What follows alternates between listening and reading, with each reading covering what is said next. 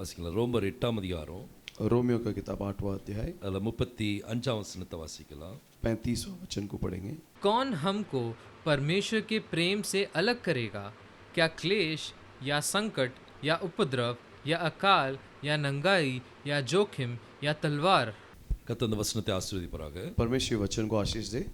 இங்க பவுல் சொல்லும்போது पॉल जब कहता है கிறிஸ்துவின் அன்பை விட்டு என்னை பிரிப்பவன் யார்? मसीह के प्रेम से मुझे कौन अलग कर पाएगा? ஒரு நேரத்துல கிறிஸ்துவ யெகோஷுவா வணங்கிட்டு இருந்த ஜனங்களை और एक समय में यहोशुआ को जो लोग आराधना करते थे அவன் ரொம்ப துன்புறுத்திட்டு இருந்தான். वो उनको सताता था, அவங்கள பயமுறுத்தி கொண்டு இருந்தான். उनको डरा रहा था, அவங்க சிறையில் அடைச்சிக்கிட்டு இருந்தான். उन्हें बंदीगृह में डालता था। இப்படி பல காரியங்கள் சபைக்கு விரோதமா பண்ணிட்டு இருந்தான். ऐसे कलीसिया के विरुद्ध में बहुत सारे काम उन्होंने किया। ஆனா என்னைக்கு கர்த்தர் அவனை தொட்டாரோ, लेकिन जब परमेश्वर ने उसे छुआ, அன்னைக்கு அவன் கர்த்தருடைய அன்பை அவன் ருசிச்சு கொண்டான். तब उस दिन वो परमेश्वर के प्रेम को चख लिया। அவன் சொல்றான், கிறிஸ்துவின் அன்பை விட்டு என்னை பிரிப்பவன் யார்? उसने कहा कि मसीह के प्रेम से मुझे कौन अलग कर पाए। அவ்வளவுக்குள்ள அவன் நேசிக்க ஆரம்பிச்சான். वो इतना वो प्रेम करने लगा। அவனுடைய வாழ்க்கையில ஒரு பெரிய லைஃப் இல்ல அவன்ட்ட. और उसका जीवन में बहुत बड़ी कुछ कहानी नहीं है। அவனுக்கு சொந்தமான வீடு கிடையாது. उसका अपना घर नहीं। அவனுக்கு சொந்தம் சொல்லிக்கொள்ள யாருமே இல்ல. और अपना बोलने वाले भी नहीं। அவனுக்கு கல்யாணம் முடியல. उसका विवाह नहीं हुआ। அவனை ஆதரிக்கிறதுக்கு யாரும் இல்ல. उसे आदर देने के लिए कोई नहीं। ஆனா இவன் கிறிஸ்துவின் அன்பை ருசிச்சு கொண்டான். लेकिन ये मसीह के प्रेम को चख लिया। அவன் சொல்றான், கிறிஸ்துவின் அன்பை விட்டு என்னை பிரிப்பவன் யார்? और मसीह के प्रेम से मुझे कौन अलग कर पाए।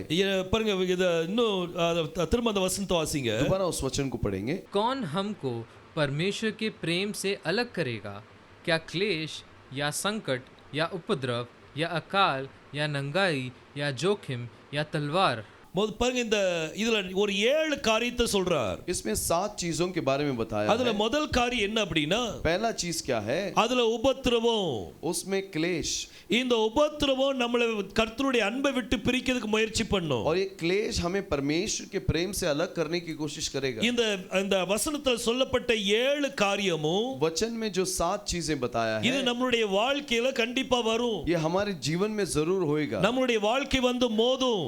हमारे जीवन में वो आके टकराएगा। எதுக்கு மோதுனா, क्यों टकराएगा? நம்ம கர்த்தருடைய அன்பை விட்டு பிரிக்கணும்ங்கிறதுக்காக மோதும். हमें परमेश्वर के प्रेम से अलग करने के लिए करता है। ஆனா கர்த்தர் நம்மளுடைய பட்சத்தில் இருக்கிறபடியால், क्योंकि परमेश्वर हमारे तरफ है, அதனால நம்ம அசைக்கப்பட மாட்டோம். इसलिए हम हिलेंगे नहीं। கிறிஸ்துவின் அன்பை ருசிக்கிறது தான் ரொம்ப முக்கியம். परमेश्वर के प्रेम को चखना ही जरूरी है। ஒரு சிலவங்களுக்கு உபத்திரம் வரலாம், कुछ लोगों को क्लेश आता है, ஒரு சிலவங்களுக்கு பஞ்சம் வரலாம், कुछ लोगों को अकाल आ सकता है, ஒரு சிலவங்களுக்கு ரொம்ப மோசமான மரண தருவாய் அவங்களுக்கு வரலாம், या फिर किसी को बहुत ही भयंकर मृत्यु का स्थिति आ सकता ரொம்ப है, கஷ்டமான நிலைமை வரலாம். बहुत संकट का समय आ सकता இது है। எல்லாம் என்ன செய்யும்னா, ये सब क्या करता है? மணவாட்டியை கிறிஸ்துவின் அன்பை விட்டு பிரிக்கிறதுக்கு முயற்சி பண்ணும். दुल्हन को मसीह के प्रेम से अलग करने की कोशिश करता है। இதுக்காக தான் முதல் காரியம் இந்த உபத்திரவம்.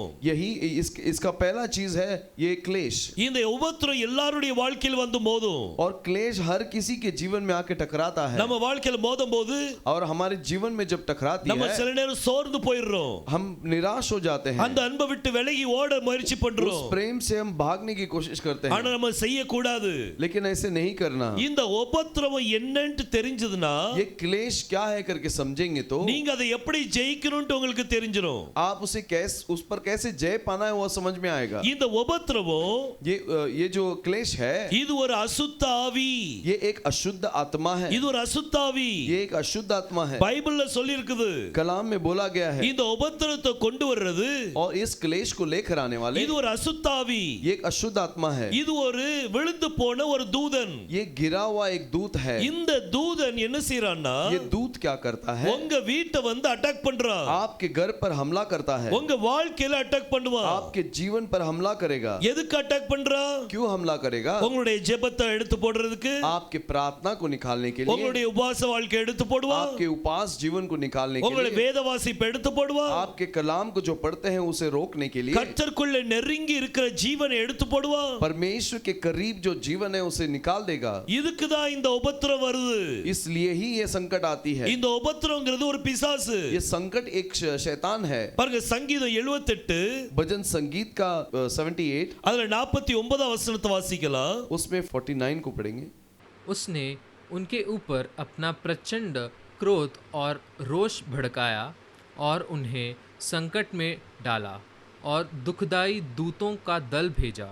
இந்த உபத்திரவத்தின் தூதன் அவர் அனுப்புறாரு. वो क्लेश के दूत को भेजता है। இந்த உபத்திரவம் பண்றது ஒரு தூதன் பத்துடுங்க. तो क्लेश लेकर आने वाला एक दूत है। இது ஒரு அசுத்தாவி. ये एक अशुद्ध आत्मा है। இது என்ன செய்யும்? ये क्या करती है? நம்மள கிறிஸ்துவின் அன்பை விட்டு பிரிக்கிறதுக்கு முயற்சி பண்ணும். मसीह के प्रेम से हमें अलग करने की कोशिश करता है। இந்த உபத்திரவத்துக்கு என்ன சொல்வாங்கன்னா, ये क्लेश को क्या बोलते हैं? இத சாரா அப்படினு சொல்வாங்க. इसे सारा बोला जाता है। நம்ம ஆபிரகாமுடைய சாரா கிடையாது.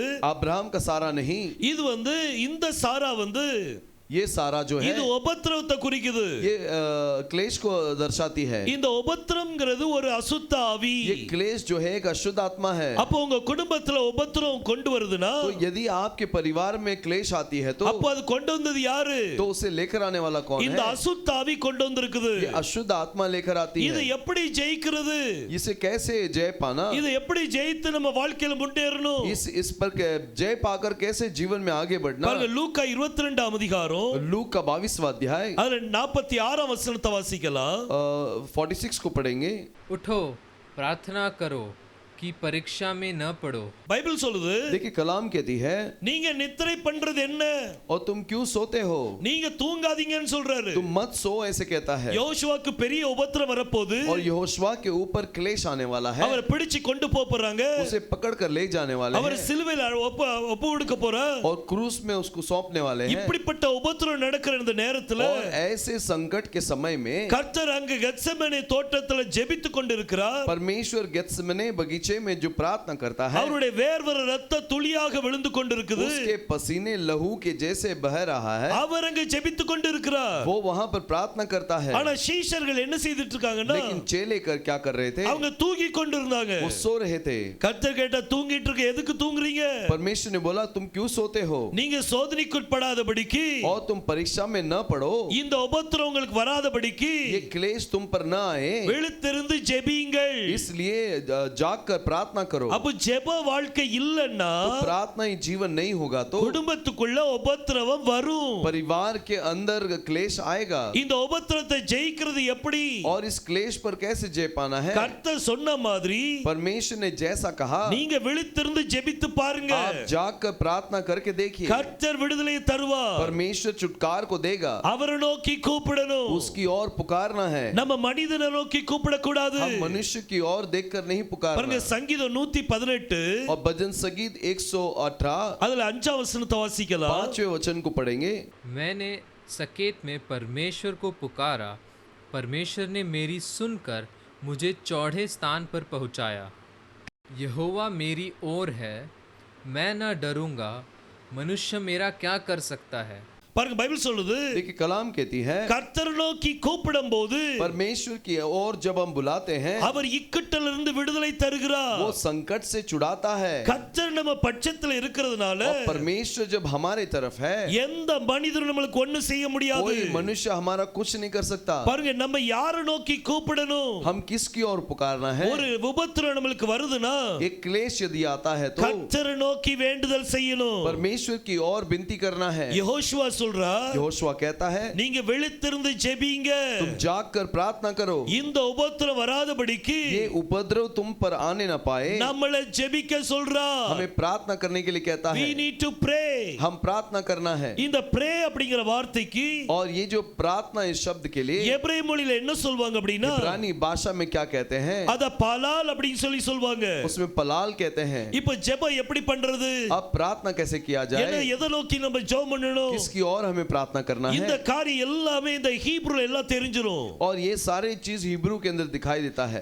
ஜெபம் அப்படிங்கிறதுக்கு प्रार्थना इस चीज के लिए அதுக்கு பாலால் சொல்வாங்க. उसको पलाल कहते हैं। ஆனா பிரேயர் அப்படிங்கிற வார்த்தைக்கு, लेकिन वो प्रार्थना करना इस शब्द को, பிரேயர் அப்படிங்கிற வார்த்தைக்கு प्रार्थना करना इस शब्द को தெஃபில்லா அப்படினு சொல்வாங்க. तेफिल्ला इसे बोला जाता है। இந்த தெஃபில்லா வார்த்தை ரொம்ப முக்கியமான வார்த்தை. तेफिल्ला बहुत महत्वपूर्ण शब्द है। பாருங்க ஹீப்ருல ஒவ்வொரு வார்த்தையும் देखिए हिब्रू के अंदर हर एक शब्द நீங்க என்ன செய்யணுமோ आप जो करना है அத தெளிவா காமிக்கும். उसे स्पष्ट रूप से दिखाता है। இந்த தெஃபிலாக்குள்ள 5 எழுத்து இருக்குது. ये तेफिला के अंदर 5 अक्षर है। முதல்ல தாவ், पहले ताव, அப்புறம் பே, पे, அப்புறம் லாமட், लामेद, அப்புறம் லாமட், लामेद, அப்புறம் ஹே. फिर हे।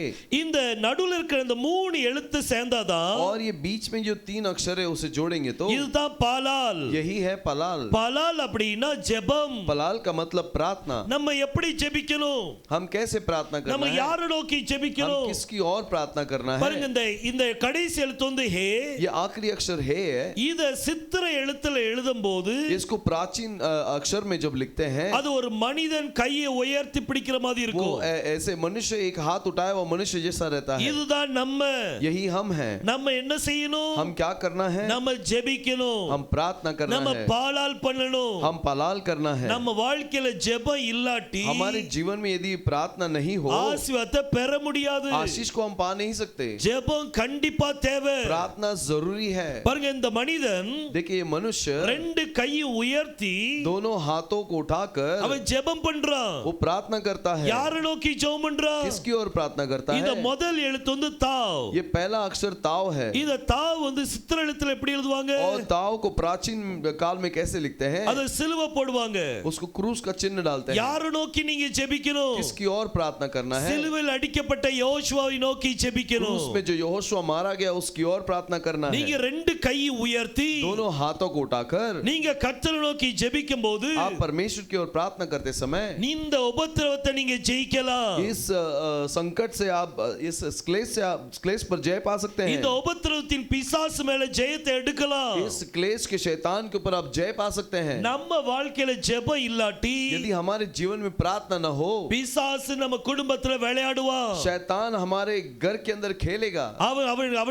அவனுக்கு இடம் தான் தேவை. वो केवल जगह चाहता है। ஒரு சின்ன சாட்சி நான் கேள்விப்பட்டிருந்தேன். एक छोटी सी गवाही मैंने सुना था। பாருங்க, இந்த சாட்சி ரொம்ப முக்கியமானதுதான். ये गवाही बहुत महत्वपूर्ण பாருங்க, है இந்த சில நேரம் இந்த ஜெபம் வந்து ரொம்ப அருமையான காரியத்தை செய்யும். क्योंकि कभी-कभी ये சில प्रार्थना நேரம் இல்ல, कभी-कभी नहीं அது எப்பவுமே அற்புதத்தை செய்யும். हमेशा प्रार्थना अद्भुत को करता है। ஒரு கம்பெனில வந்து ஒரு மிஷின் இருந்தது பார்த்துடுங்க. एक बड़ी कंपनी में एक मशीन था அந்த மிஷினை எல்லா இன்ஜினியரும் வந்து பார்த்தாங்க. और वो मशीन को सारे इंजीनियर्स लोग आके देखे। அவங்களால ஒண்ணு ரிப்பேர் பண்ண முடியல. वो उसको सही कर नहीं पाए। 2-3 வருஷமா அது அப்படியே தான் கிடக்கு. वो 2-3 साल से खराब ही पड़ा है। ஒரு நாள் நம்ம பிரதர் ஒருத்தர் அங்க போயிருக்கிறார். और एक दिन हमारा भाई एक वहां पर गया। அவங்க நம்மளுக்கு எங்க இருக்காங்க?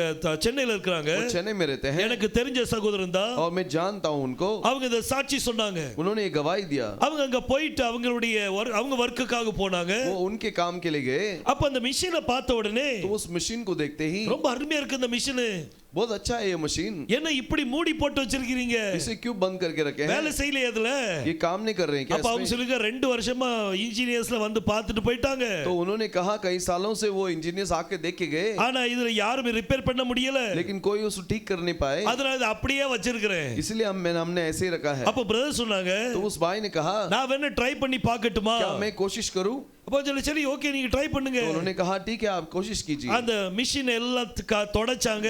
उस मशीन को साफ सफाई किया। என்ன செய்தாங்க தெரியுமா? क्या किया उन्होंने? அந்த மிஷினை சுத்தி சுத்தி வந்தாங்க. वो मशीन का चक्कर लगाए। வெறும் சுத்தி சுத்தி வரல, केवल ऐसा चक्कर नहीं लगाए, ஜெபம் பண்ணிட்டே சுத்தி வந்தாங்க. प्रार्थना के साथ चक्कर लगाए। கர்த்தாவே இந்த மிஷின்ல என்ன தவறு இருக்கு எனக்கு காண்பீங்க. प्रभु इस मशीन में क्या खराबी है वो दिखाइए। நம்ம ஜெபிக்கும்போது கர்த்தர் வெளிப்படுத்தி தருவார். प्रार्थना करते समय परमेश्वर से प्रकट करता அவர் है। பிரச்சனை எல்லாம் மாற்றுகிற தேவன். उस समस्याओं को बदलने वाला परमेश्वर அப்படி है। சுத்தி சுத்தி வந்துட்டு இருக்காங்க. ऐसे चक्कर लगाते आ रहे हैं। அந்த கம்பெனிக்காரங்க எல்லாம் பார்த்துட்டு இருக்காங்க. उस कंपनी के लोग उसे देखते हैं। இது என்ன சுத்தி சுத்தி வந்துட்டு இருக்காரு? ये क्या इसका चक्कर काट रहा है? இவர் இவரால என்ன முடியும்? इससे क्या होगा? இவர் சுத்தி சுத்தி ஜெபம் பண்ணிட்டே வரார். और ये चक्कर लगाते हुए प्रार्थना करता है। கர்த்தர்ட்ட கேட்டுட்டு கர்த்தாவே எங்க தவறு இருக்குது? परमेश्वर से पूछ रहा है प्रभु कहां पर खराबी है? கர்த்தர் ஒரே ஒரு இடத்தை காமிச்சார். और परमेश्वर ने एक ही जगह को दिखाया। ஒரு நட்டு லூசா இருந்திருக்குது. एक नट लूज था। இவர் அங்க போய் அத கரெக்ட்டா நட்டை டைட் பண்ணிருக்காரு. ये वहां जाकर उस नट को टाइट किया। நட்டை டைட் பண்ணிட்டு टाइट करके மிஷின் சாலு பண்ணிருக்காரு. और मशीन को चालू किए तो மிஷின் ஸ்டார்ட் ஆயிட்டு मशीन चालू हो गया கம்பெனி ஓனருக்கு ரொம்ப ஆச்சரியம். और कंपनी के जो मालिक है वो बहुत ताजुब हो गया. பெரிய பெரிய இன்ஜினியர்லாம் வந்து பார்த்துட்டு போயிட்டாங்க. बड़े बड़े इंजीनियर आके देख के गए, அவங்களால செய்ய முடியல. वो कर नहीं पाए. நீங்க இதை எப்படி செஞ்சீங்க? आप इसे कैसे किए? நான் ஜெபம் பண்ணேன்ப்பா, मैंने प्रार्थना किया भाई, கர்த்தர் காமிச்சாரு, परमेश्वर ने दिखाया, நான் அதை சரி பண்ண சரியாயிட்டு. और मैंने ठीक किया और ठीक हो गया. இதே போல ऐसे ही நம்ம வாழ்க்கையில பல பிரச்சனைகள் இருக்கும். हमारे जीवन में बहुत सारे समस्याएं நம்ம होंगी. என்னெல்லாமோ யோசிப்போம். हम बहुत कुछ सोचेंगे, இப்படி பிரச்சனையை சரி பண்ணிடலாம், அப்படி சரி பண்ணிடலாம். ऐसे समस्या को ठीक करेंगे, वैसे करेंगे. பெரிய பெரிய ஆட்கள்லாம் வந்து சரி பண்ணி बड़े பார்த்திருப்பாங்க. बड़े लोग आकर ठीक करके देखते हैं, ஆனா ஒண்ணும் முடியாது. लेकिन कुछ नहीं होगा. நீங்க தான் ஜெபிக்கணும். आप ही प्रार्थना करना है. உங்க வாழ்க்கை சரி பண்ண आपके जीवन को ठीक करने के लिए நீங்க ஜெபிக்கணும். आप प्रार्थना करना है. நீங்க சோதனைக்குட்படாதபடிக்கு आप परीक्षा में न जाएं, इसलिए நீங்க தான் ஜெபிக்கணும். आपको ही प्रार्थना करना ஒரு है. சின்ன நட்டு தான் லூசா இருக்கும். एक छोटा नट ही लूज होगा. அந்த நட்டை நீங்க டைட் பண்ணிட்டீங்கன்னா उस नट को अगर ठीक कर दिए तो கர்த்தர் அந்த நட்டை காமிப்பாரு. परमेश्वर उस नट को दिखाएगा. அத சரி பண்ணியாச்சுனா उसे यदि ठीक किया तो எல்லாம் சரியாயிரும். सब कुछ ठीक हो जाएगा. நம்ம தேவன் சரி பண்ணுகிற தேவன். मैं हमारा परमेश्वर ठीक करने वाला परमेश्वर है. ஜெபத்தினால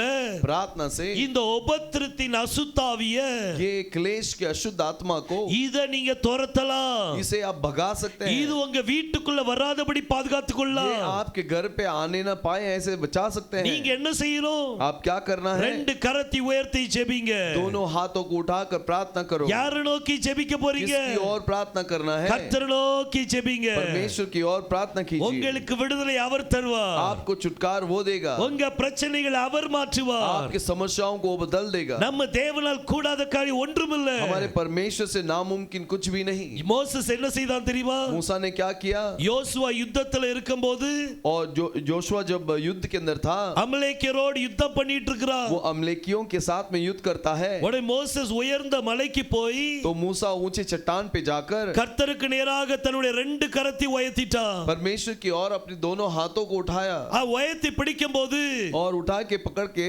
ஜோஷுவாவுக்கு வெற்றி கிடைச்சது. जब वो ऊंचा उठाया हुआ था तब जोशुआ विजेता मिला. அவன் கையை கீழே போடும்போது और उसके हाथ को नीचे रखते அவன் समय தோக்க ஆரம்பிச்சிட்டான். वो हारता रहा. அவன் கையை திரும்ப உயர்த்தும் போது वो दोबारा हाथ को उठाते समय திரும்ப ஜெயம் கிடைச்சது. फिर से वो जीत रहा था. கடைசில அவன கையை அவனால உயர்த்தி பிடிக்க முடியல. और आखिरी में वो अपने हाथ को उठा नहीं पाया, ஏன்னா அவனும் ஒரு मनुष्य தான். कि वो भी एक मनुष्य है. அவனால கை உயர்த்தியே பிடிச்சு முடிக்க முடியல. वो हाथ को उठाकर नहीं रख पाया. அப்புந்தா ஆரோனும் ஹூரும் तभी आरोन और हूर இவங்க ரெண்டு பேரும் அவன் கையை தாங்கி பிடிச்சுக்கிட்டாங்க. ये दोनों उसके हाथ को थाम लिए. எதுக்கு தெரியுமா? क्यों? நம்மளுக்கு வெற்றி வேணும். हमें छुटकार चाहिए. நம்ம தேசத்துக்கு வெற்றி வேணும். हमारे देश के लिए विजेता चाहिए. அவன் ரெண்டு கையும் பிடிச்சுக்கிட்டாங்க. दोनों हाथों को उन्होंने पकड़ लिया. இன்னைக்கு உங்க குடும்பத்துல வெற்றி வேணும்னா आज यदि आपके परिवार में वो विजेता चाहिए இந்த तो உபத்திரத்தின் அசுத்தாவியோடு கூட போராடிட்டு இருக்கும்போது इस क्लेश के अशुद्ध आत्मा से जब आप लड़ते हैं, உங்களுக்கு ஜெயம் வேணும்னா आपको यदि विजेता चाहिए, நீங்க ரெண்டு கையும் உயர்த்தி ஜெபிங்க. आप दोनों हाथों को उठाकर प्रार्थना कीजिए. பைபிள் சொல்லுது, कलाम कहती है, பரிசுத்தமான சகோதரர்களே, है पवित्र भाइयों, உங்க பரிசுத்த கரத்தை உயர்த்தி ஜெபிங்க. आपके पवित्र हाथों को उठाकर प्रार्थना कीजिए. கரங்களை உயர்த்தி ஜெபிக்கும்போது और हाथों को उठाकर प्रार्थना करते உங்க समय குடும்பத்துக்கு வெற்றி கிடைக்கும். आपके परिवार के लिए विजेता देगा. உங்க பிள்ளைகளுடைய வாழ்க்கையில வெற்றி आपके கிடைக்கும். बच्चों के जीवन में विजेता मिलेगी. பெற்றோர் கரங்களை உயர்த்தி ஜெபிக்கும்போது माँ बाप हाथों को उठाकर जब प्रार्थना करते हैं, கர்த்தர் உங்களுடைய வாழ்க்கையில ஜெயத்தை கொடுப்பார். परमेश्वर आपके जीवन में विजेता देगा. நம்முடைய வாழ்க்கையில பயங்கரமான கஷ்டங்கள் இருக்கலாம். हमारे जीवन में बहुत ही भयानक कष्ट हो सकता பல है. காரியங்கள்ல ஓடி அலைஞ்சிருக்கலாம். बहुत सारे चीजों में हम दौड़े होंगे. இந்த யாக்கோபு பற்றி நமக்கு தெரியும். याकूब के बारे में हम जानते हैं. இந்த யாக்கோபு என்கிற பெயர் எப்படி வந்தது? याकूब ये नाम कैसा आया?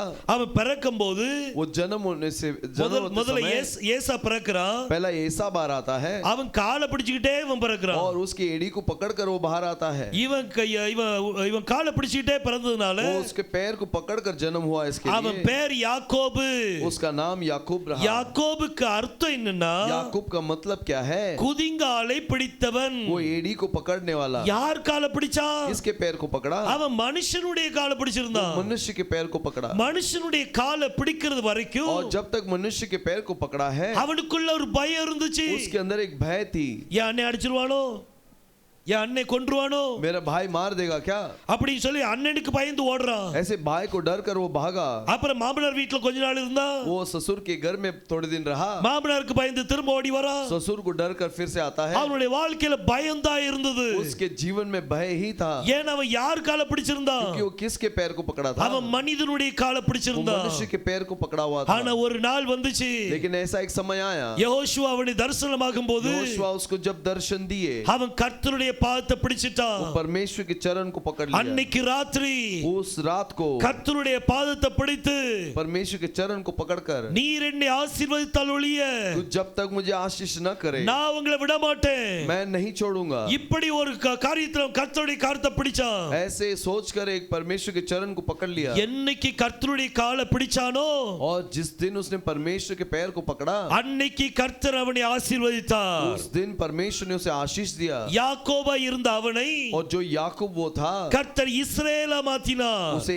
इस्राएल बना दिया। இன்னைக்கு கர்த்தர் நம்மளை இஸ்ரவேலா மாத்தணும்னா आज यदि परमेश्वर हमें इस्राएल बनाना है நீங்க तो மனிதனுடைய காலை பிடிக்காதீங்க. आप मनुष्यों के पैर मत पकड़ो, நீங்க கர்த்தருடைய காலை பிடிங்க. आप परमेश्वर के पैर पकड़ो। இந்த உலகத்துல யாரும் உங்களுக்கு நன்மை செய்ய முடியாது. संसार में कोई आपके लिए भलाई कर नहीं सकता। யார் உங்களுக்கு உதவி செய்ய வர முடியாது. कोई भी आपको मदद करने के लिए आ नहीं सकता। கர்த்தருடைய விருப்பம் என்னன்னா परमेश्वर का क्या इच्छा है? உங்களுக்கு உதவி கர்த்தர் தான் செய்யணும். आपको परमेश्वर ही मदद करना அப்போ है। அவர்தான் உங்களுக்கு உதவி செய்யணும்னு நினைச்சாருன்னா अगर वो पर मदद करने का सोचेगा तो நீங்க எத்தனை பெரிய ஆட்கள்ட்ட போனாலும் आप कितने भी बड़े लोगों के पास जाएंगे तो நம்ம பிரச்சனை மாறவே செய்யாது. हमारी समस्या नहीं बदलेगी। கர்த்தர் சொன்னார், परमेश्वर ने कहा, இந்த உலகத்திலே உபத்திரவம் உண்டு, इस संसार में क्लेश होगा, ஆனாலும் திடன் கொள்ளுங்கள், फिर भी तुम दृढ़ रहो। நான் உலகத்தை ஜெயித்தேன். मैं जब संसार पे जय पाया, யெகோஷுவா உலகத்தை ஜெயித்தார். यहोशुआ संसार पे जय पाए, நம்மளும் உலகத்தை ஜெயிப்போம். हम भी संसार पे जय पाएंगे। யெகோஷுவா எதுக்காக ரத்தத்தை சிந்தினார்? और यहोशुआ क्यों लहू बहाए? நம்ம இந்த பிசாசுல தோந்து போறதுக்கா?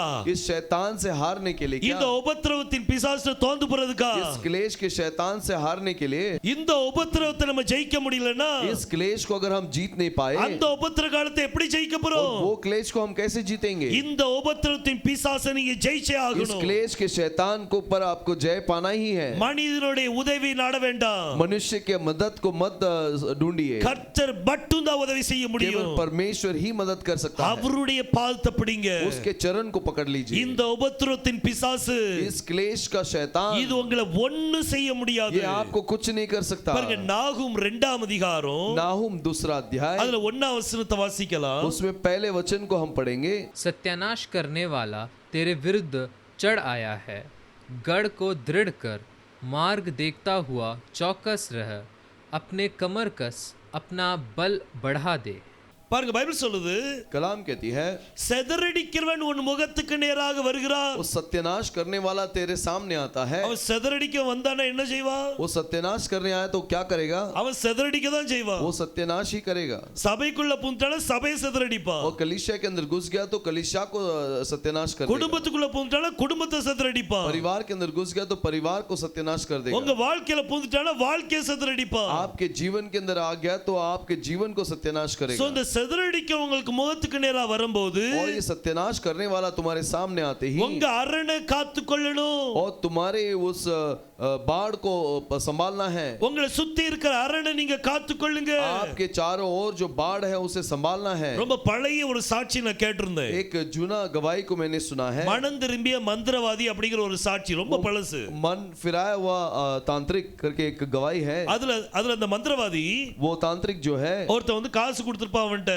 और एक व्यक्ति उसको पैसे दिया होता है ஒரு சகோதரிக்கு விரோதமா மந்திரம் பண்றதுக்கு. एक बहन के विरुद्ध में तांत्रिक करने के लिए। எலிசபெத் அப்படிங்கிற ஒரு சகோதரிக்கு விரோதமா மந்திரம் பண்ணணும். एलिजाबेथ नाम के एक बहन के विरुद्ध में तांत्रिक काम करने के இவன் लिए। ராத்திரி 12 மணிக்கு உட்கார்ந்துட்டான். ये रात को 12 बजे बैठ गया மந்திரம் போட்டுக்கிட்டு இருக்கிறான். और वहां पर मंत्र बोल ஒரு रहा है। அசுத்தாவி அங்க ஏவி அனுப்புறான். एक अशुद्ध आत्मा को वहां पर भेजता है। அந்த அசுத்தாவி போயிட்டு वो अशुद्ध आत्मा जाकर ரிட்டர்ன் இவன்ட்ட வந்துரும். दोबारा इसके पास आ जाती। என்ன ரிட்டர்ன் திரும்ப போன்னு அனுப்புவான். तो क्यों वापस आया? वापस जाकर के भेजता அது है। திரும்ப அனுப்பும்போது वो दोबारा भेजते समय திரும்ப ரிட்டர்ன் வந்துரும். दोबारा वापस आ जाता होता அப்ப है பிசாசு கேப்பா तो वो शैतान से पूछता है ஏன் ரிட்டர்ன் வந்த तू क्यों वापस आया அப்ப அந்த பிசாசு சொல்லும் तब वो शैतान कहता है நீ அனுப்புன அந்த பிள்ளைக்கு சுத்திலும் वो जो जिसके विरुद्ध में तूने मुझे भेजा है उसके चारों ओर அக்கினி இருக்குதுப்பா आग है எனக்கு ஒரு சின்ன ஓட்டை கிடைச்சு கூட உள்ள போயிருவேன் और थोड़ा एक छेद मिलेगा तो भी मैं अंदर जाता ஆனா அவளை சுத்திலும் அக்கினி இருக்கிறதுனால लेकिन उसके चारों ओर आग है इसके அவ लिए பக்கத்துல கூட என்னால போக முடியாது उसके करीब भी मैं जा नहीं सकता அந்த மந்திரவாதி மனம் திரும்பலாம் वो तांत्रिक मन फिराया இந்த அசுத்தாவி இந்த என்கிட்ட இருக்கிற சக்தியோட பெரிய சக்தி ஒன்னு இருக்குதா मेरे पास जो शक्ति है उससे भी बढ़कर कोई शक्ति है क्या அவன் விசாரிக்கும் போது इसे पूछताछ करते அவன் समय இயேசு கிறிஸ்துவை பற்றி அறிந்து वो கொண்டான் यीशु मसीह के बारे में जान लिया அவன் தன்னுடைய லைஃபை கர்த்தருக்கு கொடுத்தான் वो अपने जीवन को मसीह के लिए दिया அந்த எலிசபெத்தை சுத்திலும் उस एलिजाबेथ के चारों ओर அங்க அக்கினி காணப்பட்டது वहां पर आग दिखाई दिया இன்னைக்கு நம்மள சுத்தி என்ன இருக்குது आज हमारे चारों ओर क्या है நம்மள சுத்தி அக்கினி இருக்குதா हमारे चारों ओर आग है क्या கர்த்தருடைய அக்கினி இருக்குதா परमेश्वर का आग है क्या கர்த்தருடைய அக்கினி இருந்தால் यदि परमेश्वर का आग होगा இந்த तो உபத்திரவத்தின் அசுத்தாவி इस संकट की अशुद्ध आत्मा இது உங்க வீட்டுக்குள்ள புகுற முடியாது ये आपके घर में आ नहीं सकता உங்க குடும்பத்துக்குள்ள புகுற முடியாது आपके परिवार के अंदर आ नहीं सकती பாருங்க இந்த உபத்திரத்தின் ஆவியை நீங்க ஜெயிக்கலாம் इस संकट की आत्मा पर आप जय पा सकते அது हैं ஜெயிக்கிறதுக்கு நீங்க ஒண்ணே ஒண்ணுதான் செய்யணும் उस पर जय पाने के लिए एक ही करना है யோசுவா அதுக்கு வழியை சொல்லி இருக்கிறார் योशुआ ने उसके लिए एक मार्ग दिखाया என்ன है வழியா क्या है நீங்க ஜெபிக்கணும் அவ்வளவுதான் और तुम प्रार्थना करना है நீங்க காத்திருந்து ஜெபிங்க आप इंतजार करके प्रार्थना करना है விழித்திருந்து ஜெபிங்க जाग कर प्रार्थना करना है கர்த்தர் நிச்சயமா ஆசீர்வதிப்பார் परमेश्वर जरूर आशीष देगा எல்லா உபத்திரத்திலிருந்து வெளி கொண்டு வருவார் सारे संकट से बाहर ले आएगा பாருங்க நம்ம வாழ்க்கையில ஜெபமே இல்லைன்னு வைங்களேன் देखिए हमारे जीवन में यदि प्रार्थना नहीं है तो என்னைக்காவது உபத்திரம் வரும்ல कभी ना कभी ऐसा संकट आता है तो அதுக்கு பிறகு நம்ம என்ன செய்வோம் उसके बाद हम क्या करेंगे பிரதர் ஜெபம் பண்ணுங்க சிஸ்டர் ஜெபம் பண்ணுங்க भाई प्रार्थना करो बहन எல்லாரும் प्रार्थना ஜெபம் करो, பண்ணுங்க सब जन प्रार्थना करो ஜெபம் பண்ண உடனே பேரும்போது और प्रार्थना करेंगे तो चले जाएगा क्या? காலம் ஃபுல்லா ஜெபிக்காம वो उस पूरे जीवन भर प्रार्थना न அந்த करते हुए அசுத்தாவி உள்ள நுழைஞ்ச பிறகு वो अशुद्ध आत्मा अंदर आने के बाद அது பிறகு ஒரே நேரத்துல ஒரு ஜெபத்துல அது போயிரும் நினைக்கீங்களா बाद में वो एक ही प्रार्थना में वो जाएगा क्या நீங்க தான் ஜெயிக்கணும் आपको ही जय पाना है நீங்க தான் அந்த அசுத்தாவியை ஜெயிக்கணும் आप ही उस अशुद्ध आत्मा पर जय पाना है வலகால் போட்டு ஜெயத்தை எடுங்க घुटने टेक कर आप जय पाइए கர்த்தர் உங்கள் வாழ்க்கையில ஜெயத்தை தருவார் परमेश्वर आपके जीवन में जय को देगा பாருங்க பைபிள் சொல்லுது कलाम कहती है நம்ம அவரை நோக்கி கூப்பிடும்போது हम उसकी ओर जब पुकारते हैं நம்ம கர்த்தரை நோக்கி கூப்பிடும்போது हम मसीह की ओर पुकारते समय அவர் நமக்கு விடுதலை वो தருகிறார் हमें छुटकार को देता है அவர் விடுதலை தர்றார் वो हमें छुटकार को देता है அவர் நம்ம பட்சத்துல இருக்கிறபடினா वो हमारे तरफ है इसके लिए நம்ம அசைக்கப்பட மாட்டோம் हम नहीं हिलेंगे எவ்வளவு உபத்திரம் வந்தாலும் कितना भी संकट आ जाए நம்மளுக்கு ஒண்ணு செய்யாது हमें कुछ नहीं करेगा பயப்பட வேண்டியதே இல்ல डरने की कोई बात नहीं हालेलुया हालेलुया உபத்திரம் வந்த உடனே பயந்து நடுங்கி संकट आते ही डर कर ஐயோ என்ன செய்ய मैं क्या करूं இப்படி ஆயி போயிட்டேன் ऐसा हो गया பயந்தோம் அப்படின்னா अगर डरेंगे तो அதுக்கு அவிசுவாசம்னு சொல்லி அர்த்தம் उसको ऐसा कहा जाता है कि वो अविश्वास है ஒரு பயத்துக்கு இன்னொரு வார்த்தை என்னன்னா भय का और एक शब्द क्या है அது அவிசுவாசம் अविश्वास है அவிசுவாசம் வந்துட்டுனா अविश्वास आ गया तो பயம் ஆட்டோமேட்டிக்கா வந்துரும் डर अपने आप आएगा என் கர்த்தர் என்னை பாதுகாக்கிறவர் मेरा प्रभु मुझे संभालने वाला அந்த है விசுவாசம் நம்மட்ட वो இருந்தால் विश्वास यदि हमारे अंदर हो நீங்க பயப்பட மாட்டீங்க आप नहीं डरेंगे உங்களுக்குள்ள அவிசுவாசம் வராது आपके अंदर अविश्वास नहीं நீங்க आएगा எப்படிப்பட்ட விசுவாசியா இருக்கிறீங்க आप किस प्रकार के विश्वासी हो கொஞ்சம் உபத்திரம் வந்த உடனே वो थोड़ा सा संकट आते ही கலங்கிடுறீங்களா गड़बड़ी के अंदर आते हैं क्या கர்த்தர் நம்ம கூட இருக்கிறார் परमेश्वर हमारे साथ है காலம் ஃபுல்லா கரெக்ட்டா இருங்க पूरे जीवन में आप सही रहिए ஏற்ற நேரத்துல கர்த்தர் உதவி செய்வாரு सही समय में परमेश्वर मदद करेगा இல்லாட்டி உபத்திரத்துல போட்டு உருட்டி எடுப்பாரு नहीं तो वो संकट के अंदर वो संकट के अंदर घुमाएगा அந்த உபத்திரத்துல போட்டு और संकट के अंदर डालकर அந்த உபத்திரம் என்னும் அக்கினியில போட்டு संकट नाम के आग के अंदर डालकर உங்களை நல்லா சுருட்டு வாட்டி எடுப்பாரு और आपको अच्छे से चटका देगा அது வேண்டாம் நம்மளுக்கு वो हमें नहीं चाहिए பாருங்க தானியேலை பற்றி நம்ம நல்லா தெரியும் दानियेल के बारे में हम जानते हैं பைபிள் சொல்லுது कलाम कहती है இந்த தரியு ராஜாவுடைய நாட்கள்ல दरियु राजा के समय में 120 தேச தேசத்துல और 120 देश में அங்க பிரதானிகளை ஏற்படுத்துறான். वहां पर प्रधानों को चुन कर रखा அந்த 120 பேருக்கு மேல और 120 लोगों के ऊपर அங்க 3 பேர் அவங்க நியமிச்சு வைக்கிறான். 3 लोगों को नियुक्त करता है அந்த 120 பேரும் இந்த 3 பேருக்கு ரிப்போர்ட் பண்ணணும். और 120 लोग ये 3 लोगों को वहां पर रिपोर्ट करना है இந்த 3 பேருக்கு மேல और इन 3 लोगों के ऊपर ஒரு மனிதன் நியமிச்சு வச்சிருக்கான். एक व्यक्ति को रखा है அந்த மனிதன் பேர் தான் और தானியேல். वो व्यक्ति दानियल है இந்த 120 பேரும் और ये 120 लोग இவனுக்கு தான் ரிப்போர்ட் பண்ணணும். इसको ही बताना है தானியேலை உயர்ந்த இடத்துல और வச்சிருக்காரு. दानियल को ऊंचे स्थान पे रखा है இப்படிப்பட்ட நேரத்துல ऐसे समय में இப்போ இந்த 120 பேரும் अब ये 120 लोग இந்த தானியேல் மேல ஒரு பொறாமை, दानियल के ऊपर एक जलन आ गई தானியேலுக்கு மேல ஒரு பொறாமை இருக்குது. दानियल के ऊपर एक जलन आ गई இவனை எப்படியாவது ஒண்ணு பண்ணணும், इसे कुछ ना कुछ करना है இவனை எப்படியாவது முறியடிக்கணும், इसे कैसे भी तोड़ना है இவனை எப்படியாவது கொன்னு போடணும். इसे कैसे भी मार देना है ஒரு பயங்கரமான ஐடியா திட்டுறாங்க. एक भयानक आइडिया उन लोग सोच रहे हैं இந்த தானியேல் लेकिन ये दानियल இவன் எப்படிப்பட்ட மனுஷன் தெரியுமா? ये किस प्रकार का मनुष्य है 3 வேளை கர்த்தருடைய சமூகத்துல ஜெபிக்கிற 3 மனுஷன். बार परमेश्वर के सम्मुख में प्रार्थना करने वाला व्यक्ति है உபத்திரவம் வரும்போது மட்டும் ஜெபிக்கிற மனுஷன் இல்ல. उपद्रव के समय में प्रार्थना करना वो नहीं அவன் ஆரம்பத்துல இருந்தே ஜெபிச்சிட்டு वो இருக்கிறான். शुरू से ही प्रार्थना करता है அடிமைத்தன பாபிலோன்ல இருக்கிறோம். बाबिलोन के अंदर है இதுல இருந்து எங்களுக்கு விடுதலை வேணும். इसमें से हमें छुटकार चाहिए இந்த விடுதலை பெறதுக்கு நான் என்ன செய்யணும்? और ये छुटकार के लिए क्या करना है விண்டோவை திறந்துட்டு और खिड़की को खोलकर அங்க எருசலேமுக்கு நேராக ஜெபித்துக் கொண்டு இருக்கிறான். कोई यरूशलेम की ओर देखकर प्रार्थना करता है காலையில மத்தியானம் சாயங்காலம் सुबह दोपहर और शाम அந்த ஆலயத்தை நோக்கி ஜெபிச்சிட்டு இருக்கிறான். उस मंदिर को देखकर वो प्रार्थना करता था அவன் ஜெபித்துக் கொண்டே இருக்கிறான் பாருங்க. वो प्रार्थना करता ही रहता था இப்போ இந்த 120 இந்த எல்லாரும் சேர்ந்து अब ये लोग मिलकर தானியேலுக்கு விரோதமா ஒரு திட்டம் தீட்டுறாங்க. दानियल के विरुद्ध में एक योजना करते हैं ராஜாட்ட சொல்றாங்க, राजा से कहते हैं ராஜாவே ஒரு பெரிய சிலை உண்டாக்குவோம், हे राजा बड़ी मूर्त को बनाएंगे அத ஒரு குறிப்பிட்ட நாள் வரைக்கும் एक नियुक्त समय तक மத்த வேற எந்த விக்கிரகத்தை வணங்க கூடாது, और कोई चीज का नमन नहीं करना இந்த சொரூபத்தை மட்டும் தான் வணங்கணும். और इस स्वरूप को ही नमन करना है உடனே ராஜாவுக்கு ரொம்ப சந்தோஷம். तो राजा बहुत खुश हो गया ராஜா மோதிரத்தெல்லாம் கலத்தி கொடுத்துட்டாரு. और राजा अपने मोहर को दे दिया ராஜா மோதிரத்தை முத்திரை போட்டு और राजा ने उसके राजा के मोहर से वहां पर मोहर दे दिया கடிதத்தை எழுதியாச்சு. और उस पत्र को लिख दिया எல்லா தேசத்துக்கும் போயிட்டு सारे देश में चला गया எல்லாரும் எந்த தேவனையும் வணங்காம और सभी लोग कोई खुदा का नमन न करते हुए அந்த சிலையை மட்டும் வணங்குறாங்க. केवल वो मूर्ति का ही पूजा किए ஆனா இவங்க கண்ணு யார் மேல இருக்கு தெரியுமா? लेकिन इनका आंख किसके ऊपर था தானியேல் மேல இருந்துச்சு. दानियल के ऊपर था தானியேல் அதை பத்தி சட்டை பண்ணல.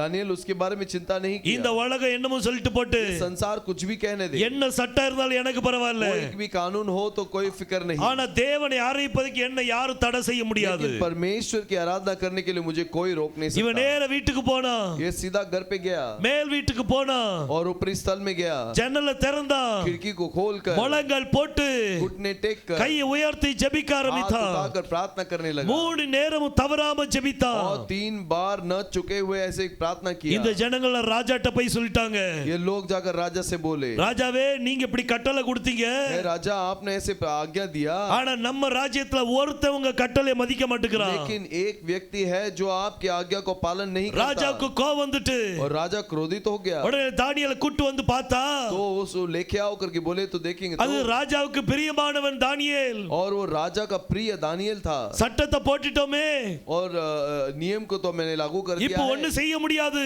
अब कुछ नहीं कर सकते அவனை தூக்கி சிங்க கோயில போட்டாங்க. उसे उठाकर सिंह के गुफे में डाले அவனை உபத்திரவப்படுத்தி उसे क्लेश देकर அவனை சிங்க கோயில தூக்கி போட்டாங்க. उसको सिंह के गुफे में डाले இந்த சிங்க கோயில கடக்கும்போது ये सिंह के गुफा में जब था அவனை சிங்கம் ஒண்ணு செய்ய முடியல. सिंह उसको कुछ कर नहीं पाया ஏன் ஒண்ணு செய்ய முடியல தெரியுமா? क्यों कुछ नहीं कर पाया அவனுடைய வாழ்க்கையில ஜெபம் இருந்துச்சு. उसके जीवन में प्रार्थना था அவன் உபத்திரப்படும் போது மட்டும் ஜெபிக்கல. वो केवल संकट के समय में प्रार्थना नहीं किया நம்ம என்ன செய்வோம்? செய்கிறோம்? हम क्या करते हैं? ஏதாவது உபத்திரம் வந்துச்சுன்னா அதை முழங்கால் போட்டு कोई संकट आएगा तो तुरंत घुटने टेक कर, கர்த்தாவே என்னை மன்னிங்க, है प्रभु मुझे क्षमा கர்த்தாவே करो, என்னை பரிசுத்தப்படுத்துங்க, है प्रभु मुझे पवित्र करो, எனக்கு விடுதலை பண்ணுங்கன்னு கத்துவோம். मुझे छुटकार दीजिए करके कहेंगे। ஆனா தானியேல் அப்படி செய்யல. लेकिन दानियेल ने ऐसा नहीं किया, அவன் நிரந்தரமா கர்த்தரை தேடிக் கொண்டிருந்தான். वो निरंतर परमेश्वर को ढूंढ रहा था। அதனால தான் பைபிள் சொல்லுது, इसलिए कलाम कहती है இடைவிடாமல் ஜெபியுங்கள். निरंतर प्रार्थना करो। ஏன் இடைவிடாமல் ஜெபிக்கணும்? क्यों वहां पर ब्रेक नहीं देना है? உங்களுக்கு உபத்திரம் வரும்போது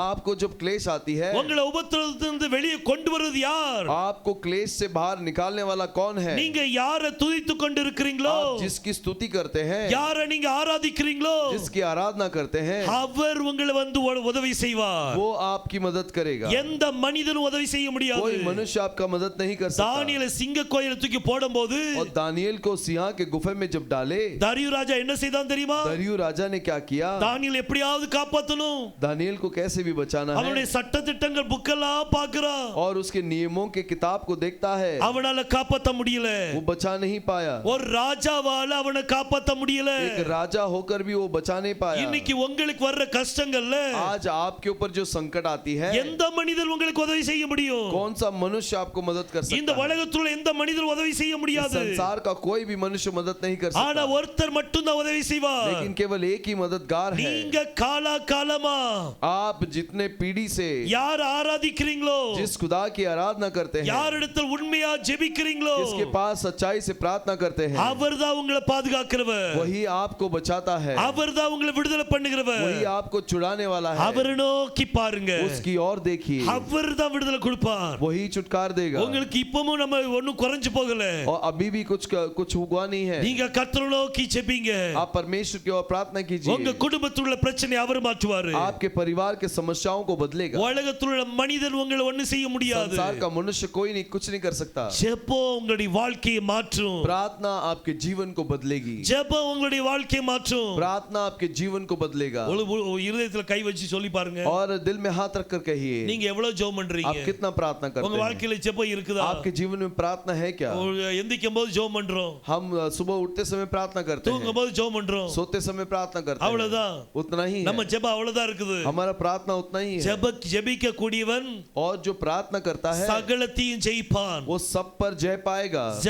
யார் யாருடைய வாழ்க்கையில ஜெபம் இருக்குதோ, जिसके जीवन में प्रार्थना है, அவங்க வெற்றியை பெறுவாங்க. वो विजेता को पाएगा। அது வெற்றியை கொடுக்கிறது யாரு? और विजेता को देने वाला कौन சர்வ है? வல்லமுள்ள தேவன் கொடுப்பார். आमेन। सर्वशक्तिमान परमेश्वर देगा। எந்த மனிதனும் கொடுக்க மாட்டார். कोई भी मनुष्य नहीं दे ஆனா सकता, கர்த்தர் கொடுப்பாரு. लेकिन मसीह देगा। நீங்க உங்க குடும்பத்துக்காக आप आपके परिवार के கரங்களை लिए உயர்த்தி நீங்க ஜெபிங்க. हाथों को उठाकर आप प्रार्थना कीजिए। உங்க பிள்ளைகளுக்காக நீங்க கையை உயர்த்தி ஜெபிங்க. आपके बच्चों के लिए आप हाथ उठाकर प्रार्थना कीजिए। வெற்றி நிச்சயம். विजेता जरूर मिलेगी। அவர் விடுதலை கொடுப்பாரு. वो विजेता देगा। ஹalleluya. हालेलूया। ஜெயத்தை கொடுக்கிறவர் அவர். जय देने वाला परमेश्वर है। ஜெபத்தினால் ஆகாத காரியம் ஒன்றுமில்ல. प्रार्थना से न होगा ऐसा हो ही नहीं सकता। ஜெபத்துல தான் ரட்சிப்பு உண்டாகுது. प्रार्थना में ही उद्धार है। ஜெபத்துல பாவ மன்னிப்பு கிடைக்குது. प्रार्थना में ही पाप की क्षमा है। ஜெபத்துல சகலத்தையும் கர்த்தர் और கொடுக்கிறார். प्रार्थना में परमेश्वर सब कुछ देता ஒரு है। பெரிய விடுதலை கொடுக்கிறார். एक बड़ी छुटकार को देता है। எல்லா கட்டுகளையும் உடைக்கிறார். सारे बंधन को तोड़ता है। நம்ம தேவன் நம்ம கூட இருக்கிறாரு. हमारा परमेश्वर हमारे साथ है। ஹalleluya.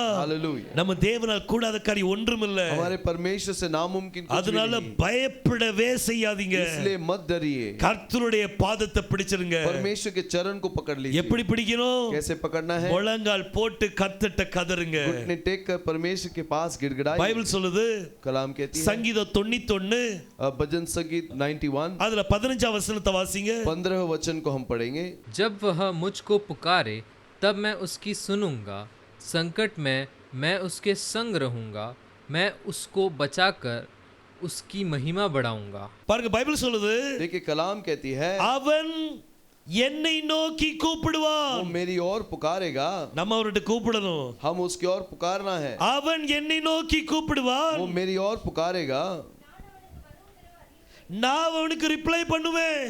और मैं उसको सुनूंगा।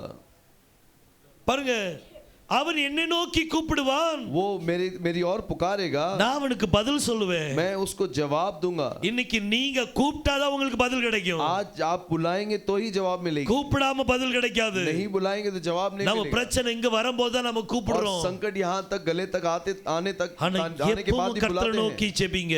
लेकिन हमेशा परमेश्वर की ओर प्रार्थना कीजिए, எப்பவும் கர்த்தரை நோக்கி ஜெபிங்க. हमेशा परमेश्वर की ओर प्रार्थना कीजिए। பைபிள் சொல்லுது, कलाम कहती है அவன் என்னை நோக்கி वो கூப்பிடுவான், मेरी ओर पुकारेगा, நான் அவனுக்கு பதில் சொல்லுவேன். मैं उसको जवाब दूंगा। ஆபத்தில் और संकट में நானே அவனோடு இருந்து, मैं उसके संग रहूंगा। நீ ஆபத்துல கர்த்தர் உங்க கூட இருப்பாரா? और संकट में परमेश्वर आपके साथ रहेगा। நீங்க அவரை கூப்பிட்டாதான் உங்க கூட இருப்பாரு. आप उसे बुलाएंगे तो ही वो आपके साथ रहेगा। ஆபத்தில் அவர் உங்களோடு கூட இருந்து संकट में वो आपके साथ में रहकर அவனை விடுதலை பண்ணி அவனை கனப்படுத்துவேன்.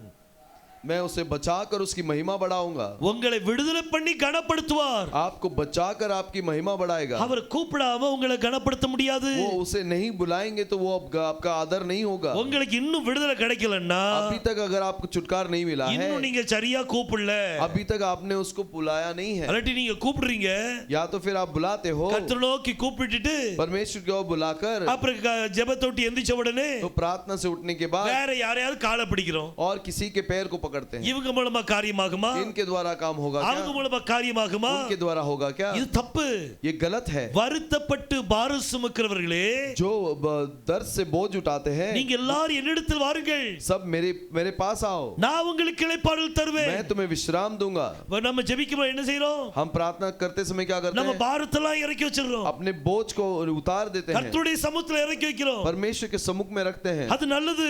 वो अच्छा है। ஆனா ஜெபிச்சு முடித்து ஆமென் சொன்ன உடனே लेकिन प्रार्थना करके जैसे हामेन बोल दिया, திரும்பி அதே நம்ம தலைமையில தான் வச்சிருக்கோம். दोबारा उसी चीज को अपने सर के ऊपर रखे हैं, அது வேண்டாம். वो नहीं चाहिए। ஒரு தடவை கர்த்தர்ட்ட இறக்கி வச்சிட்டீங்களா, एक बार परमेश्वर के सामने आपने उतार दिया அதுக்கு तो பிறகு கவலைப்படாதீங்க. उसके बाद चिंता मत करो। என் கர்த்தர் பார்த்துக் கொள்வார். मेरा परमेश्वर देखेगा। என் தேவன் வல்லமை உள்ளவர், मेरा परमेश्वर सामर्थ्यवान है, அவர் எல்லாத்தையும் பார்த்துக்கிடுவாரு. वो सब कुछ देखेगा। அந்த விசுவாசம் நமக்குள்ள वो வரணும். विश्वास हमें चाहिए। நம்ம தப்பு பண்றோம் என்ன? हम क्या गलत करते हैं? ஜெபம் பண்ணும்போது அவரை கூப்பிடும்போது எல்லாத்தையும் இறக்கி வைக்கிறோம். वो जब पुकारता है हम सब कुछ उतार देते हैं, எந்திக்கும் போது திரும்ப தலைமையில வச்சுக்கிடுறோம். और जब उठते हैं तो दोबारा सिर के ऊपर रखते हैं। இல்ல இல்ல, ऐसा नहीं நம்ம है। அது செய்ய வேண்டாம். हम ऐसा नहीं करना। நமக்கு விடுதலை கொடுக்கிறவர் நம்ம கூட இருக்கிறாரு. हमें छुटकारा देने वाला हमारे साथ है। அவரை நோக்கி கூப்பிடுங்க, उसकी ओर पुकारिए, அவர் பதில் கொடுப்பார். वो जवाब देगा। ஆபத்தில் அவர் உங்களோடு கூட இருந்து और संकट में तुम्हारे साथ रहकर உங்களை தப்புவித்து கனப்படுத்துவார். तुम्हें छुड़ाकर तुम्हारी महिमा बढ़ाएगा। எவ்வளவு மகிமையான தேவன் நம்ம கூட இருக்கிறாரு. देखिए कितना महिमामय परमेश्वर हमारे हालेलुया। साथ है। हालेलुया, ஹalleluya. हालेलुया, கொஞ்சோண்டு ஹalleluya வரக்கூடாது, நல்ல ஹalleluya வரணும். हालेलुया। जरा जोर से ஹalleluya. हालेलुया। நம்ம கர்த்தர் நம்ம கூட இருக்காரா? हमारा परमेश्वर हमारे साथ है। அப்ப நம்ம ஏன் கவலைப்படுறது? तो हम क्यों चिंता करना? டென்ஷன் எடுக்க கூடாது. उसकी चिंता नहीं करना, நிரந்தரமா ஜெபிங்க.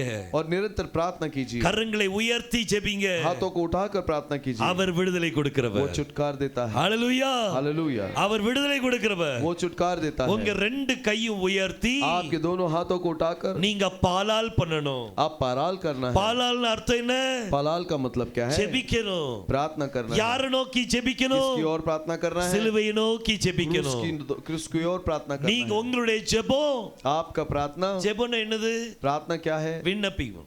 विनती है। நம்ம கர்த்தாவே हम प्रभु से पूछते हैं, எனக்கு உதவி प्रभु செய்யுங்கப்பா. मुझे मदद कीजिए। ஆனா நம்ம என்ன செய்றோம்? लेकिन हम क्या करते हैं? மனுஷன்ட்ட போய் मनुष्य के पास பிரதர் जाकर, எனக்கு உதவி செய்யுங்க பிரதர். भाई मेरी मदद करो। நம்ம மனுஷன்ட்ட போய் ஜெபம் பண்ணிட்டு हम இருக்கோம். मनुष्य के पास जाके प्रार्थना करते हैं। மனுஷன்ட்ட நீங்க கேட்காதீங்க. मनुष्य के पास मत पूछिए, கர்த்தர்ட்ட கேளுங்க. परमेश्वर से पूछिए, விடாம பிடிச்சுக்கிடுங்க. और छोड़िए मत। நீர் நீ ஆசீர்வாதத்தோட நாம் விட மாட்டேன். आप जब तक आशीष नहीं करोगे तब तक मैं नहीं छोड़ूंगा। ஹalleluya. हालेलुया। கர்த்தர்ட்ட கேட்டு பாருங்க. परमेश्वर से मांग के देखिए, அவர் விடுதலை தருவாரு. वो छुटकार देगा। நம்ம தேவன் சர்வ வல்லமுள்ள தேவன். हमारा परमेश्वर सर्वशक्तिमान परमेश्वर है। Hallelujah, hallelujah, hallelujah. அவர் சர்வவல்லமுள்ள தேவன். वो सर्वशक्तिमान परमेश्वर நம்மளை ஆசீர்வதிக்கிறதே அவருக்கு பிரியம். और हमें आशीष करना ही वो चाहता है இஸ்ரவேலை ஆசீர்வதிக்கிறதே அவருக்கு பிரியம். और इस्राएल को आशीष करना ही उसको அப்ப पसंद நம்ம है। கேட்டா அவர் விட்டுருவாரோ? तो हम मांगेंगे तो छोड़ देगा क्या? அவர் விடவே वो மாட்டார். नहीं छोड़ेगा। கேளுங்கள் தரப்படும். मांगोगे तो तुम्हें मिलेगा। என் நாமத்தில் எதை கேட்டாலும் मेरे नाम से तुम जो कुछ मांगोगे அதனை செய்வேன் சொல்லிக்காரு. उसे मैं करूंगा करके நம்ம வாழ்க்கையில बोला है। வெற்றி நிச்சயம். हमारे जीवन में विजेता हालेलुया हालेलुया ஹalleluya हालेलुया வெற்றி நிச்சயம். और विजेता जरूर है। அவர் வெற்றி தருவாரு. वो विजेता देगा। அடிக்கடி சொல்ற மாதிரி मैं हमेशा जैसे कहता हूँ ஒருவன் உபத்திரவப்பட்டால் यदि कोई संकट में है என்ன செய்யணுமா? क्या करना है? ஜெபம் பண்ண கடவன். प्रार्थना करे। அப்ப உபத்திரவப்பட்டா என்ன செய்யணும்? और अगर संकट में है तो क्या करना है? ஜெபிக்கணும். प्रार्थना करना है। யாக்கோபு 5ஆம் அதிகாரம் 13ஆம் வசனம். और याकूब का 5वां अध्याय 13वां वचन உபத்திரவப்பட்டா ஜெபிக்க கடவன். एक अगर संकट में है तो प्रार्थना करे। ஒரு மகிழ்ச்சியா இருந்தால் अगर खुश है சங்கீதம் பாட கடவன். तो भजन गाए। ஹalleluya हालेलुया। எத்தனை பேர் சந்தோஷமா இருக்கீங்க? कितने लोग खुश हैं? எத்தனை பேர் துக்கமா இருக்கீங்க? कितने लोग दुख हैं? சந்தோஷமா இருந்தீங்கன்னா यदि आप खुश है तो நல்ல பாட்டு பாடுங்க. अच्छा गीत गाइए। ஹalleluya हालेलुया। அவர் துதிகளின் மத்தியில் வாசம் பண்ணுகிற தேவன். स्तुतियों के बीच में वास करने वाला நீங்க परमेश्वर துதிக்க है। துதிக்க आप जितना स्तुति करेंगे அவருடைய பிரசன்னம் உங்க மத்தியில இறங்கும். उसकी उपस्थिति आपके बीच में हालेलुया। उतरेगी। हालेलुया। ஒருவன் துன்பப்பட்டால் அவன் ஜெபிக்க கடவன். यदि कोई क्लेश में हो तो प्रार्थना करे। ஒருவன் மகிழ்ச்சியா இருந்தா சங்கீதம் பாடணும். या अगर कोई खुश हो तो वो भजन गाए। ஒருவன் வியாதிப்பட்டால் यदि कोई बीमार है அவன் சபையில் உள்ள மூப்பர்களை வரவழைக்கணும். वो कलीसिया के वडीलों को बुलाए। அவங்க கர்த்தருடைய நாமத்தினால எண்ணெய் பூசி ஜெபிக்கும் போது वो परमेश्वर के नाम से तेल लगाकर जब प्रार्थना करते हैं அவங்களுக்கு கர்த்தர் விடுதலை கொடுக்கிறார். उनको परमेश्वर छुटकारा देता है। விசுவாசமுள்ள ஜெபம் और विश्वासी का प्रार्थना பிணியாளி ரட்சிக்கும். बीमारी को उद्धार देता है। हालेलुया। हालेलुया। இன்னைக்கு இந்த மூணு காரியம் எப்பவும் நீங்க ஞாபகத்துல ये வச்சுக்கிடுங்க. तीनों चीज आप ध्यान में रखिए। நீங்க துன்பப்பட்டால் ஜெபம் பண்ண கடணும். या आप क्लेश में है तो प्रार्थना कीजिए। நீங்க மகிழ்ச்சியா இருந்தா சங்கீதம் பாடுங்க. यदि आप आनंदित है तो भजन गाए। நீங்க வியாதிப்பட்டா சபையில் உள்ள மூப்பர்களை வரவழைங்க. या बीमार है तो कलीसिया के वडीलों को बुलाए। வரவழைச்சீங்கன்னா அதுக்கு அர்த்தம் என்ன? वो बुलाएंगे तो उसका मतलब क्या है? உங்களுக்கு அவங்க மேல விசுவாசம் இருக்குன்னு அர்த்தம். आपको उनके ऊपर विश्वास है, ये मतलब है। இந்த மூப்பர் ஜெபம் பண்ணாங்கன்னா ये वडील प्रार्थना करेगा तो கண்டிப்பா நான் சுகமாயிருவேன். जरूर मैं चंगा हो जाऊंगा। விசுவாசம் நமக்குள்ள வளரட்டும். विश्वास हमारे अंदर बढ़ने दो। கர்த்தருடைய வசனம் ஒரு நாளும் மாறாது. परमेश्वर का वचन कभी ना बदलता है। ஹalleluya। हालेलुया। இன்னைக்கு இந்த உபத்திரவம் என்னன்னு பார்த்தோம். आज ये क्लेश क्या है करके हमने இந்த देखा। உபத்திரவம் ஒரு பிசாசு. ये क्लेश एक शैतान है। இது வீட்டுக்குள்ள பூந்து ये घर के अंदर घुसकर அது ரொம்ப உபத்திரவத்தை கொடுக்கும். बहुत क्लेश को लाता है। இத ஜெயிக்கணும்னா इसे अगर जय पाना है तो ரெண்டு கரத்தையும் உயர்த்தி दोनों हाथों को उठाकर கர்த்தரை நோக்கி ஜெபிங்க. परमेश्वर की ओर प्रार्थना करना है। கர்த்தரை நோக்கி பாலால் பண்ணுங்க. परमेश्वर की ओर पलाल कीजिए। கர்த்தர் ஜெயத்தை கொடுப்பார். मैं परमेश्वर जय को देगा। ஹalleluya। हालेलुया। சோ கிறிஸ்துவின் அன்பை விட்டு என்னை பிரிப்பவன் யார்? मसीह के प्रेम से मुझे कौन अलग कर सकता பவுல் है? சொல்றாரு. पौल कहता है கர்த்தருடைய அன்பை விட்டு என்னை யார் பிரிக்க முடியும்? मसीह के प्रेम से मुझे कौन अलग कर पाएगा? இன்னைக்கு நம்ம எல்லாம் கர்த்தரை நேசிக்கிறோம். आज हम सब परमेश्वर को प्रेम करते हैं। அவர் மேல ரொம்ப வாஞ்சையா இருக்கிறோம். उसके ऊपर बहुत प्यासे हैं। அவர் ரொம்ப நேசிக்கிறோம். நம்ம उससे हम प्यार करते हैं। நம்ம உண்மையிலே அவர் ரொம்ப நேசிக்கிறோம். हम उससे प्रेम करते हैं। நம்ம சொல்லி காமிக்க வேண்டிய அவசியம் இல்ல. हम बोलकर दिखाने का जरूरत नहीं। ஆனா நம்ம ரொம்ப நேசிக்கிற பிள்ளைகள் நம்ம. हम उसे प्रेम करने वाले बच्चे हैं। இந்த நேசத்தை உடைக்கிறதுக்கு और इस प्रेम को तोड़ने के लिए பிசாசு பல முயற்சி பண்ணுவான். शैतान बहुत तरकीबों को लाएगा। உங்களுடைய ஜெபத்தை தான் முதல்ல நிறுத்துவான். पहले आपके प्रार्थना को रुकाएगा। ஜெபத்தை நிறுத்திட்டான்னா और प्रार्थना को रुका दिया அப்ப உபத்திரம் என்கிற பிசாசு तो संकट नाम का क्लेश नाम का शैतान அவன் வீட்டுக்குள்ள பூர वो ஆரம்பிப்பான். घर के अंदर घुस जाएगा। அவனுக்கு இடம் கொடுக்க கூடாதுனா उसको यदि जगह नहीं देना है तो நல்ல ஜெபம் பண்ணுங்க. अच्छे से प्रार्थना कीजिए। கரங்களை உயர்த்தி ஜெபம் பண்ணுங்க. हाथों को उठाकर प्रार्थना कीजिए। உங்க குடும்பத்துக்காக நீங்க ஜெபம் பண்ணுங்க. आपके परिवार के लिए आप प्रार्थना कीजिए। உங்க கணவன் மனைவி உங்க பிள்ளைகளுக்காக நீங்க ஜெபம் பண்ணுங்க. आपका पति पत्नी आपके बच्चों के लिए आप प्रार्थना कीजिए। ஹalleluya। हालेलुया।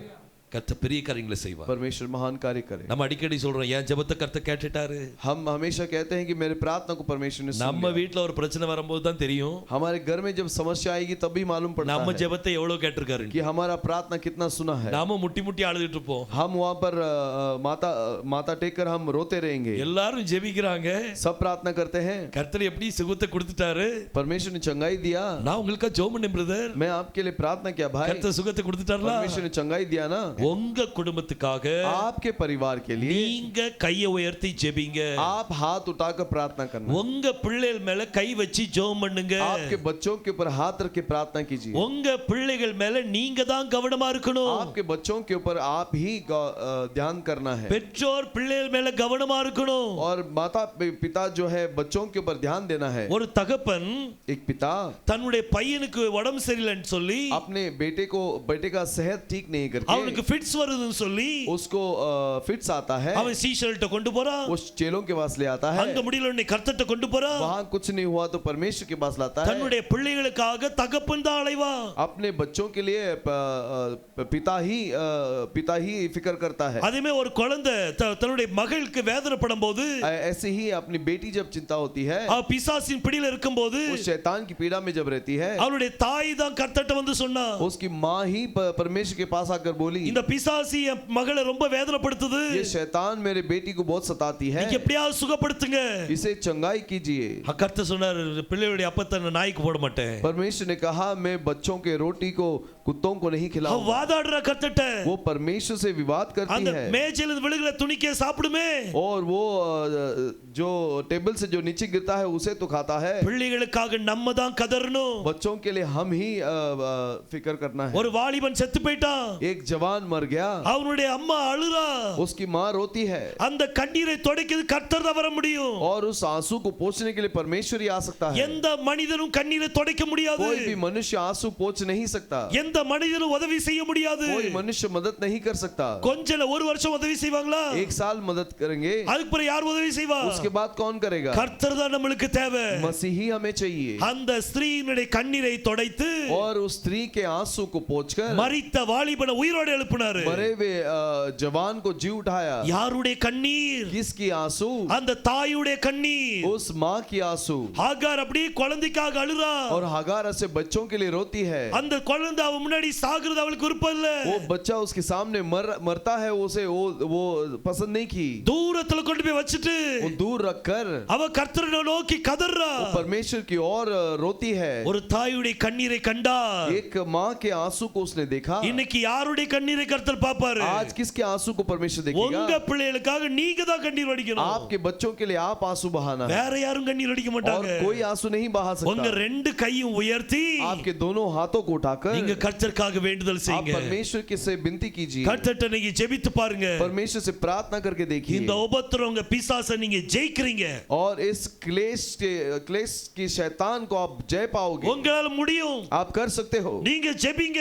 आप प्रार्थना करो। பிசாசு ஜெபிக்க விட மாட்டேங்கறானா? शैतान अगर प्रार्थना करने नहीं அந்த छोड़ता, பிசாசை கட்டுங்க. उस शैतान को बांध दीजिए, நல்ல கர்த்தர் நோக்கி பாடல் பாடுங்க. और परमेश्वर की ओर गीत गाइए। அவர் உங்களுக்கு உதவி செய்வார். वो आपकी मदद करेगा। ஹalleluya. हालेलुया। அவர் மட்டும் தான் உதவி செய்வார். केवल वही मदद करेगा। கிறிஸ்துவின் அன்பை விட்டு உங்களை பிரிக்கிறதுக்கு முயற்சி பண்ணுவான். मसीह के प्रेम से आपको अलग करने की कोशिश ஒரு करेगा। வழியாக வருகிறவன் एक मार्ग से जो आता है, 7 வழி அவன் ஓடி போணும். वो 7 मार्ग पे वो डर के இங்க भागना நம்ம है। ஓடி போக கூடாது. हम भागना नहीं है, அவன் பிசாசு ஓடி போடும். शैतान भागना है। கர்த்தர் செய்வார். आमेन। परमेश्वर करे। ஹalleluya. हालेलुया। ஹalleluya. हालेलुया। கர்த்தர் பெரிய காரியங்களை செய்வார். परमेश्वर महान कार्य करे।